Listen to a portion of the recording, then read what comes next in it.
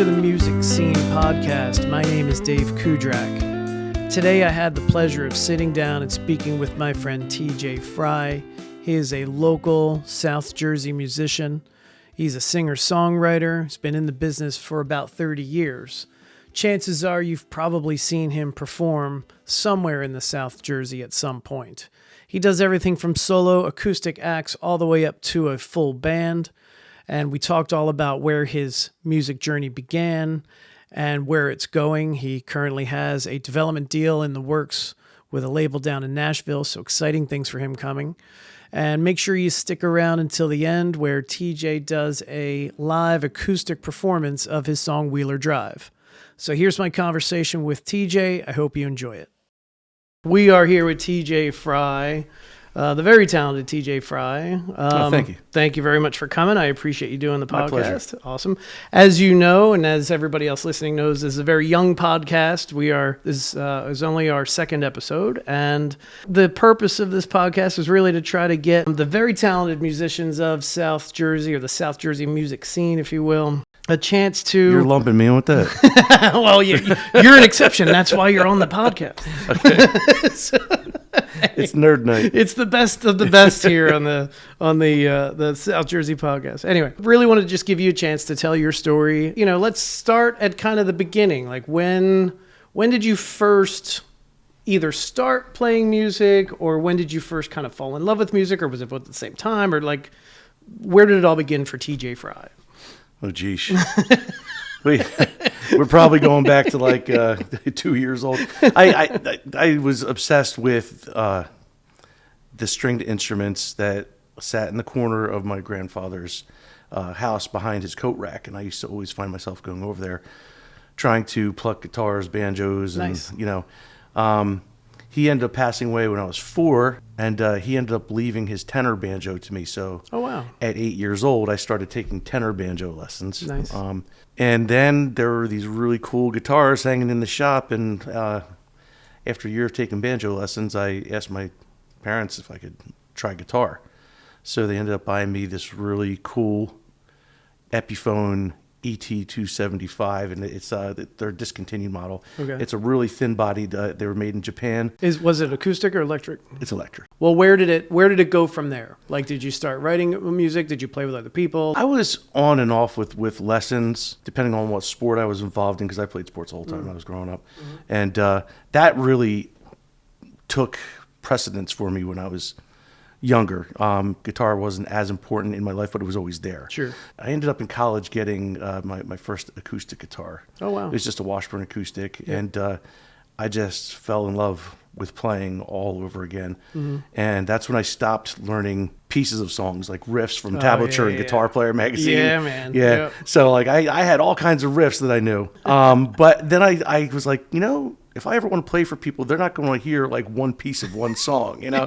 So Yeah. I started listening to a lot of Neil Young and chewing tobacco and playing Tetris and skipping class in college. So, and I would just play guitar and listen. So the first song that I ever learned to play and sing at the same time was My, Hey, Hey by Neil Young. Oh, that's cool. Nice. Nice.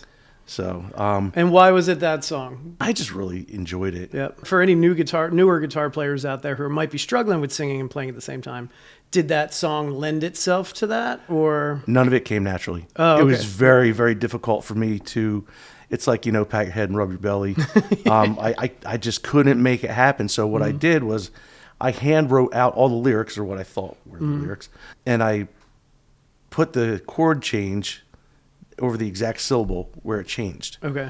And I had to basically strum, and when that chord change came up, I was looking straight at the sheet, and that's how I learned to do it. And Nice. then it was one song after the next, after Yep. the next, after the next, and before I knew it, I had 2-3 sets worth of That's awesome. songs, and then I started auditioning for bands. I got in the first one I auditioned for.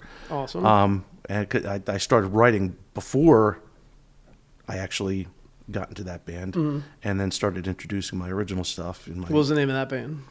The first band was called Bracy Can't Skate. Bracy Can't Skate. Yes, and that was at Rowan University. Okay. We played all, every bar there. Yeah, sure. Cover band or mostly, but we had some originals too. We I'm dating myself here, but we recorded a cassette tape. Nice. Yeah, and actually Mike Bracy, the band's namesake, he still plays out in a band called the Big Daddy Duo, and they play out down the shore, all over the shore. So. I'll check them out. And Bracy graduated, and myself, the guitar player and the bass player from that band, morphed into a band called, and this is just like dripping 90s, this name. We were called Purple Honey Dream. Oh my God, that's great. And we recorded a cassette. That's awesome. And then everybody graduated, the band fell apart, and there I was with my acoustic. Sure. Did you just give them out, or did you sell them? We sold them at shows. Yeah. Oh, okay, cool. All right. So then from that band, then you ended up. You were in the second band for a short time, I guess. Yeah, I think that band lasted about 2 years in college band world. That's a long-term relationship right there, man. So. Sure. And then you ended up just from solo acoustic from that point on. Yeah, I mean, I really had the ability to go solo acoustic pretty much at any point.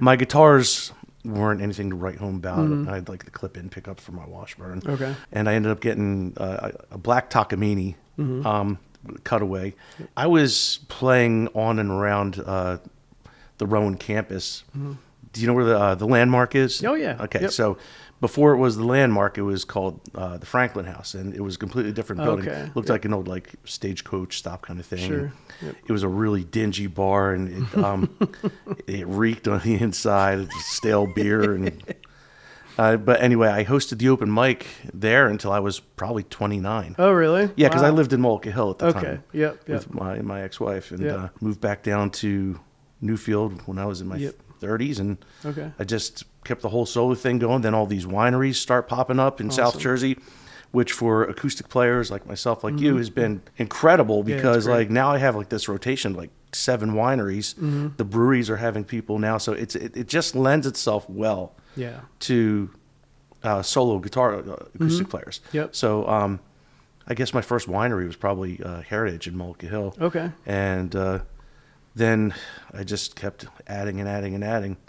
And thank God I don't have to play places till 2 a.m. anymore, because I don't think I could handle it. Yeah, well, I mean, that's the one thing I found, well, not the one thing, but that's something I found very interesting about kind of this area, the South Jersey area. There was one point where there were no wineries in South Jersey. There were no breweries in South Jersey. Very few wineries. Right. There were some, but they were few and far between, and most of them were like, Heritage was pretty much the only game in town for a while. Then they had Ballack Winery on Route 40. Yep. There's a ton of them out now. Like, you can't throw a rock without hitting a winery here in South Jersey, or a brewery, right? And it's great. It's great. Yep. I love it. Yep. I like wineries and I like breweries, and that was very evident yesterday when we were celebrating my wife's birthday, because that's what we did. There you go. We did both. Yep. So how long have you been like on the scene? I know we talked before. I think you said somewhere around 20 years. Or am I remembering that? More wrong? Like 30. 30 years. Yes. Wow. Yes. And what have you learned over those 30 years?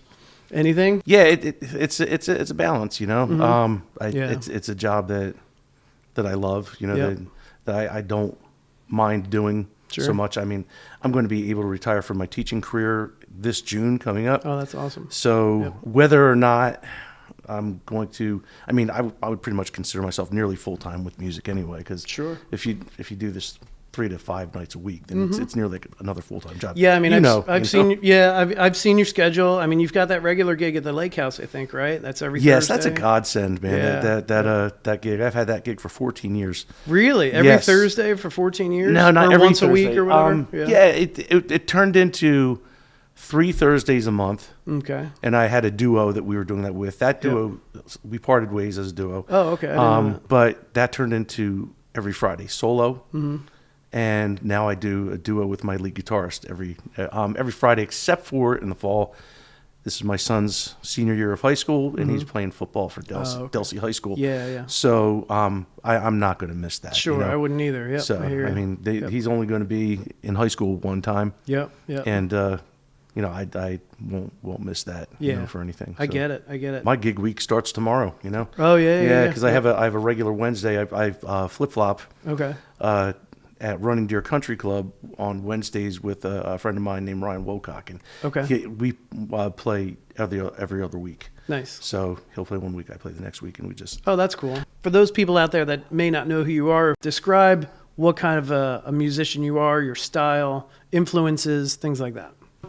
I've gravitated more towards like a Southern rock kind of vibe. Mm-hmm. About 10 plus years ago, I started getting into artists like Jason Isbell, Mm-hmm. Chris Stapleton, and they kind of shifted my view on one for country music. Two, I mean, like Isbell calls his band straight up rock band, you know, and they are. I mean, they're badass. I've seen them at least 10 times in concert. I've never seen him. I've listened to a few interviews and I know a little bit about him.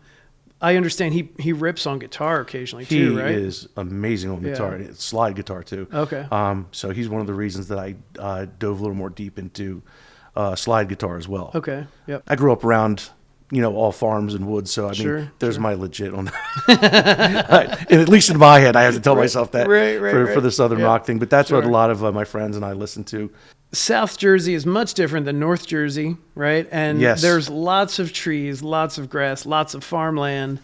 And when you have that kind of those rural communities, you're going to have a lot of country music. Yes, so there absolutely. is so it may be surprising to some folks out there that there is a ton of country music in South Jersey. Correct. For me, it lends itself better to me vocally. I used to have a much higher range when I was younger, and of course, none of us are getting younger.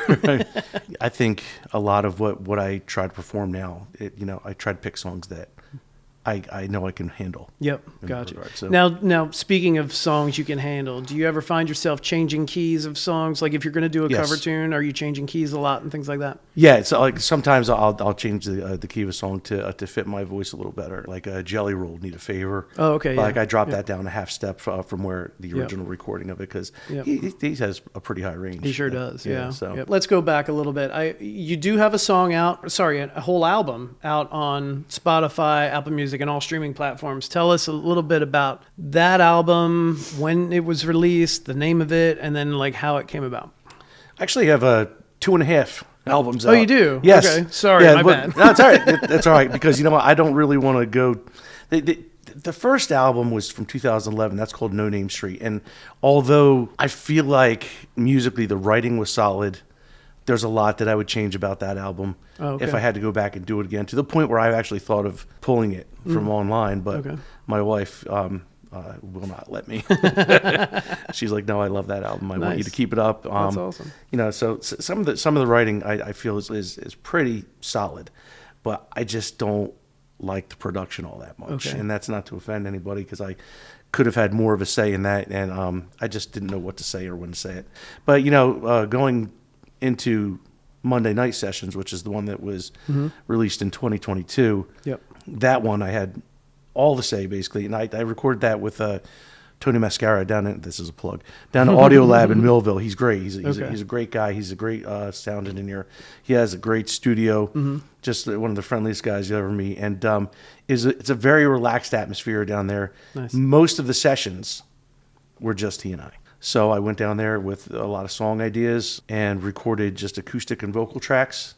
And then we just started layering on top of that. My current bass player, a guy named John Paul Austin, Tony recommended him. So he learned the songs, and I paid him $100 a session, and now he's my regular bass player in the band. That's awesome. Yes, he's a great guy. Tony is a great drummer, and he played drums on that. So we kept it really all in-house. And then there's 2 songs that I wanted, like slide or dobro or something a little more intricate. And a guy named Jimmy Heffernan, who played on 2 of the tracks on the album. The one track was West Jersey Line, which is about the town that I grew up in, and toxic waste being buried improperly in them. Sure. Jimmy Heffernan used to, he was Brad Paisley's touring dobro player. Oh, wow. Yeah, he still plays up in Cherry Hill, up in this area, I believe. We sent him the tracks, and he did two of the tracks for me. But the rest of it, I recorded all the vocal tracks, all the backing vocals. I did the rhythm guitars, all the leads, nice, and all the slide guitar, except for the 2 things, and harmonica. Okay. So I feel like this album has more of a uniform type of sound. Okay. Because No Name Street, I feel like it's just like all over the place, and this is just a lot more uniform, and I feel like I'm going to probably stay in that type of direction for the next one. I do have a lot more stuff written, so okay. Yeah, well, right before I hit record on this, you'd mentioned that you were heading down to Nashville, so tell me about that. I'm actually doing a development deal with a small label. It's basically getting me out of my backyard. Does it mean that I'm going to like hit it big in country music? It's not likely, but you never know though. I'm 54 and I don't think they're knocking my door down. But anyway, once I record the one song that I'm going to be recording with them, it's going to go out to 280 stations. They're trying to help me develop my social media presence, cool. A logo, and they're just working on all these things with me. And that doesn't mean that I'm signed with this label. It just means they're helping develop me as an artist. And if that's all I get out of it, at least I'm trying something that's getting me trying to further my career. That's very cool that they're helping you with some of the, I would call it branding, right? Yes. I think there are a lot That's the term they use. Yeah, I think there are a lot of musicians out there, very talented musicians, who could use a lot of help with like branding and all that stuff. And it's one of the reasons why I'm trying to do this podcast, is because I think there's so much talent in South Jersey and people deserve to hear it. And honestly, I mean, I met you, I want to say about 2 years ago. Approximately, yeah. And I've been gigging for roughly 2 years, maybe a tiny bit longer now.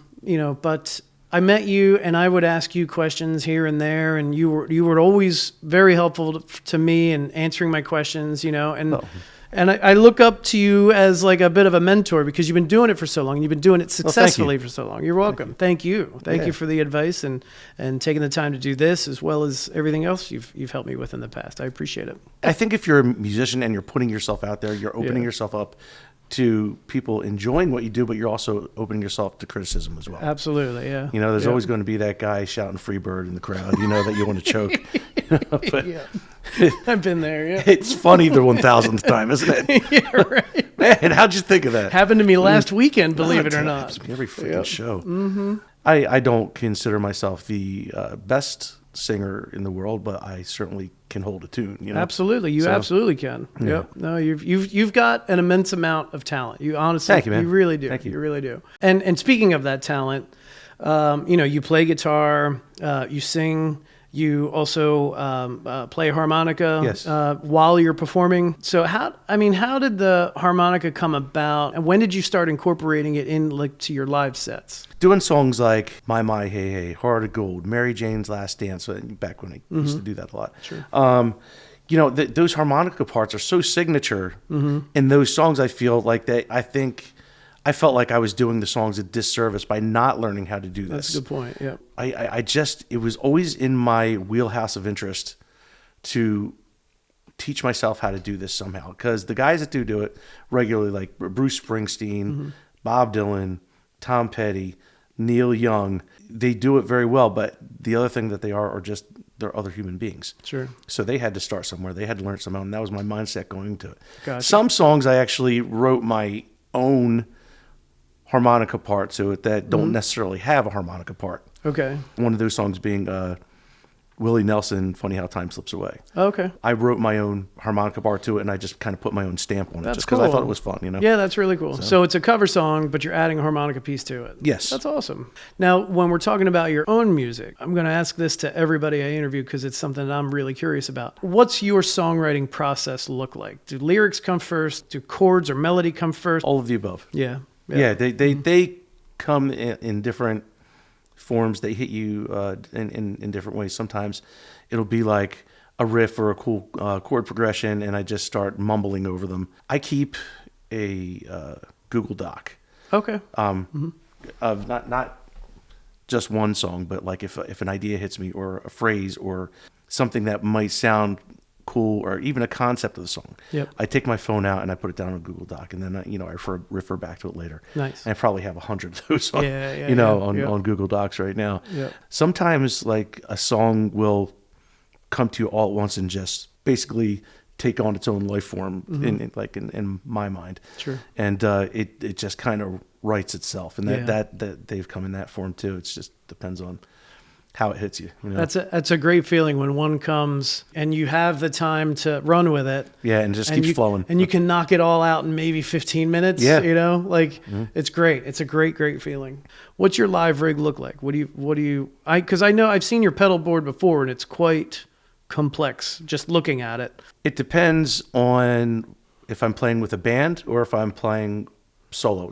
And duo, my chain goes vocal harmonizer, mic mechanic, which I keep a slight pitch correction and slap back delay on. Okay. Fortunately, the pitch correction, you keep it like low in the mix, because if you turn it up too much, it gets like warbly. And it doesn't sound right, like overly processed, and I don't like that. Right. And it kind of keeps me on my toes anyway, because if I hear that, I know that I'm off pitch. So basically, I try not to let that thing take over. You may have it on, but you're hoping it's not really doing much. It's not. It's barely doing anything.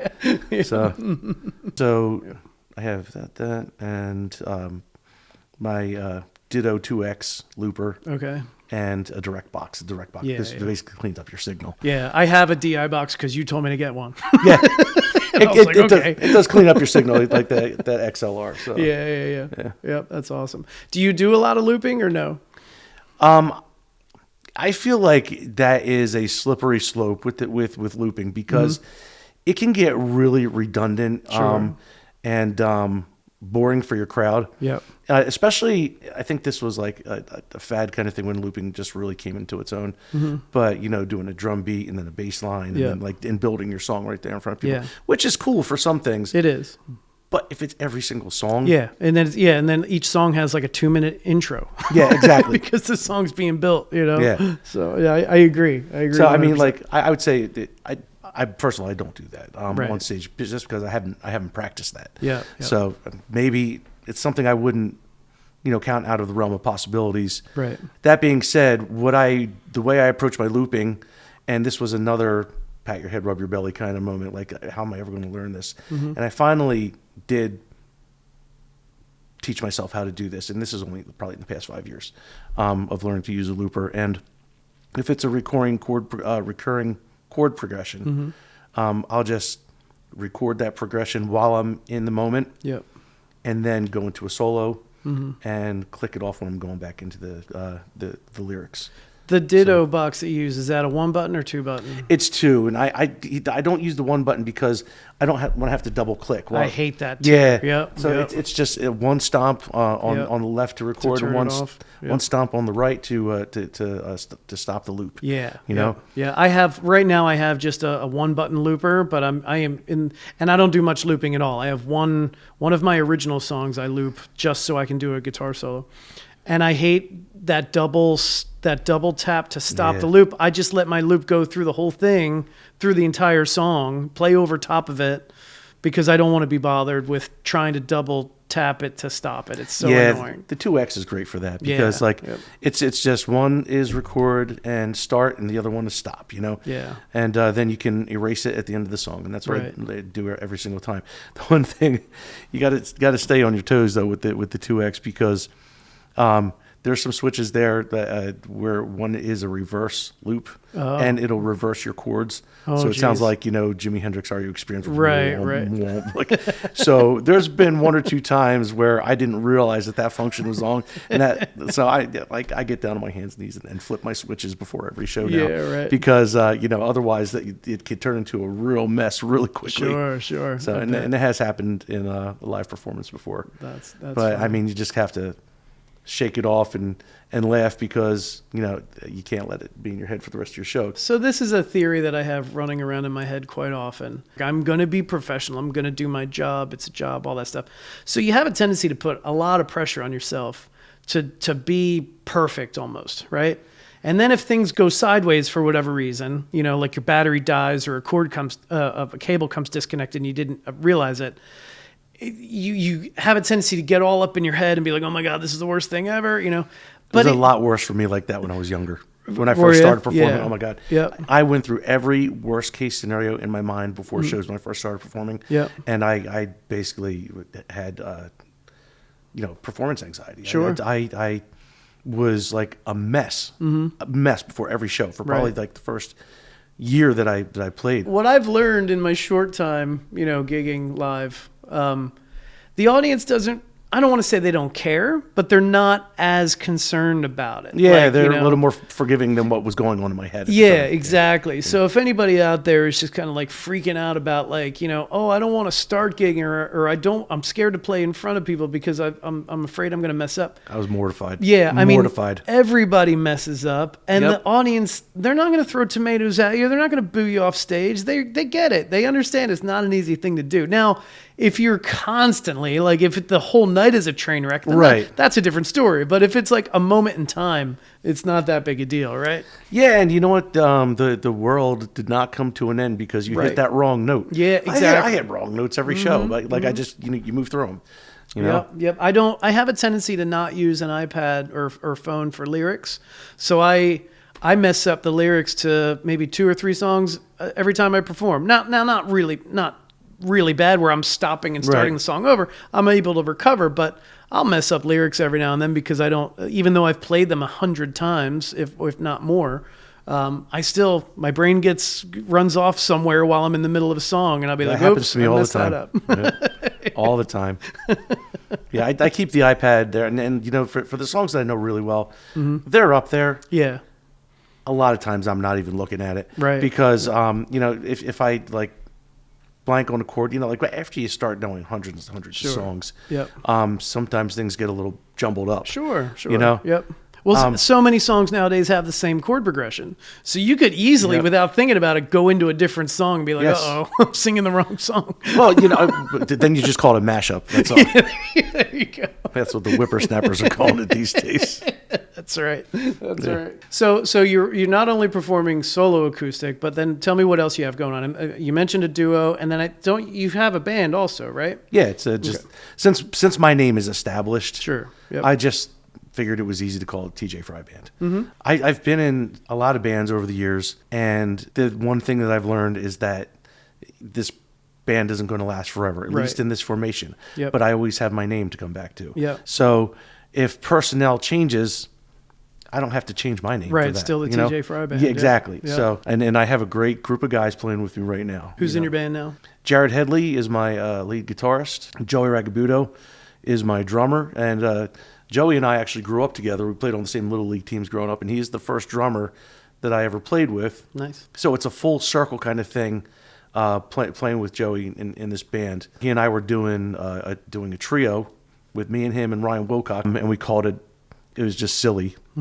I blurted it out in a gig because we really didn't have a name for ourselves, so I called us a trio of 3. And it's just stupid, But those guys were cracking up, so we kind of just rolled with it. Nice. And sometimes we morphed into dads in black tees too, so because it just happened every time we had a gig. All 3 of us were, wearing black, and our kids were younger, so we just like a bunch of dorks up there. That's so funny. But Joey's my drummer, and John Paul Austin, I mentioned him earlier. Mm-hmm. He played on Monday Night Sessions. Yep. And he is our bass player. Cool. So is it pretty much an even distribution of gigs, like solo, duo, and band, or is one favor the other, or? I would say my bread and butter is solo. Okay. Like most of the wineries that I play, I'm solo, and I have a rotation of wineries and breweries. The breweries are usually solo. Yep. Lake House is always duo unless I play there on. Sometimes they have me there on Wednesdays. Okay. That'll be a solo. But Jared is there usually with me on if I play there on Thursday, Friday, or Saturday, regardless. Mm-hmm. Jared's usually with me. The lake house is in Franklinville? Yes. Okay. Yeah. So anybody mailing address is Newfield, but okay, Newfield. Yeah, Newfield, Franklinville. So what do you got coming up? Is there anything coming up? Anything you want to promote, either in the near future or down the road? I post my shows on a weekly basis. One of the bigger ones that we just did was last weekend, actually. Was the Newfield. Newfield had its 100th anniversary. Okay. As its own separate entity. Yep.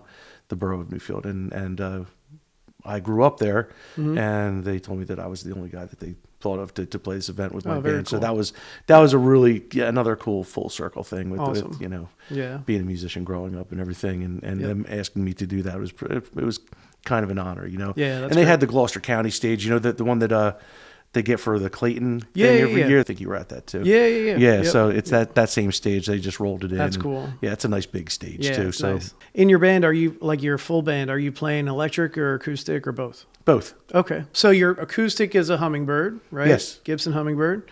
What's your electric nowadays? It's a Les Paul standard. Oh, nice. And with my old band, I was in a band called Grass and Gravel probably for a good long while. Okay. And I played a lot of mandolin in that band too. Oh, that's right. You Yeah. brought a mandolin to open mic Yeah, one time. yeah. That's cool. That's right. I forgot. Yeah, I was playing almost as much mandolin in that band as I was guitar. Oh, wow. So yeah, it's fun. I love playing mandolin. Yeah. How long have you been playing mandolin? Probably about 20 years. Really? Wow. Yeah. All right, cool. So you're gonna do a song for us? Yeah. What was the other thing in my pedal board? Oh yeah. There's something I Yep. left out. Sure. And I just got this, and I got this Shure wireless unit, and then the receiver is also my tuning pedal. Oh, that's cool. So it has Yep. little bars on the side. I just wanted to go wireless. It's less stuff to trip over. So probably about a year ago, I started messing around with like wireless rigs, and this one is particularly cool. This way, when I have gigs with my lead guitarist, we can face each other. Oh, that's cool. I can hit a loop, and we can duel, Right. leads and so forth. So that kind of thing is fun. Yeah. It just gives me a lot more freedom to walk around, and I can check my sound from in Oh, front yeah, of the that's right. stage. Yep. I mean- And it sounds like, to someone who doesn't gig all the time, it sounds like, so what? You're stepping on your chord. Big deal. You're stepping on your chord for 3 hours, Yeah. 4 hours sometimes. That takes a toll, believe it or not. Yeah, it does. On the chord as well as your patience. Exactly. So there's that. All right, here we go. Yep. 2, 3.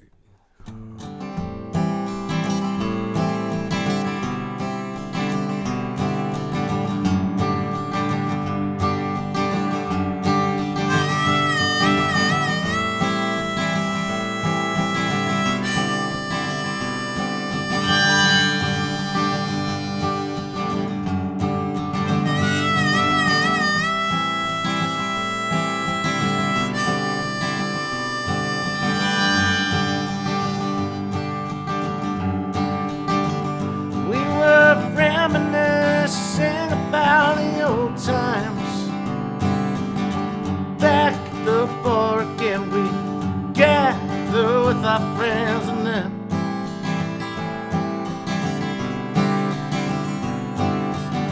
someone mentions that old dirt road we used to go to in school.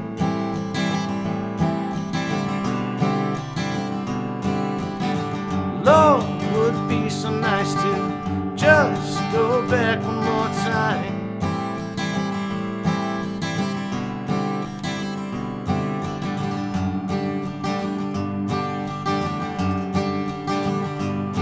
To where we were gathered around the fire, too young to give a damn, just children running away with more.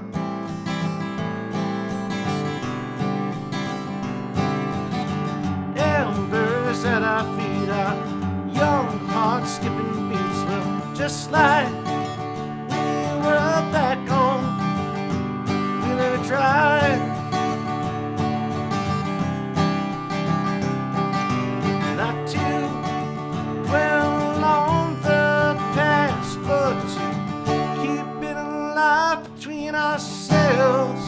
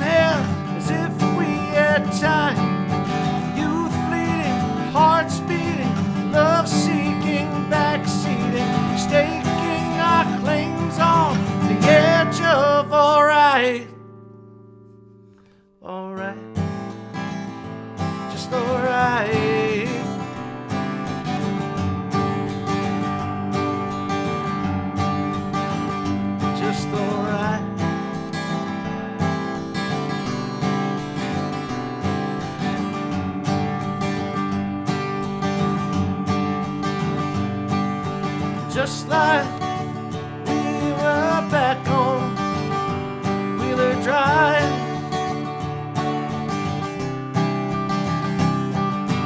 Not to dwell on the past, but to keep it alive between ourselves.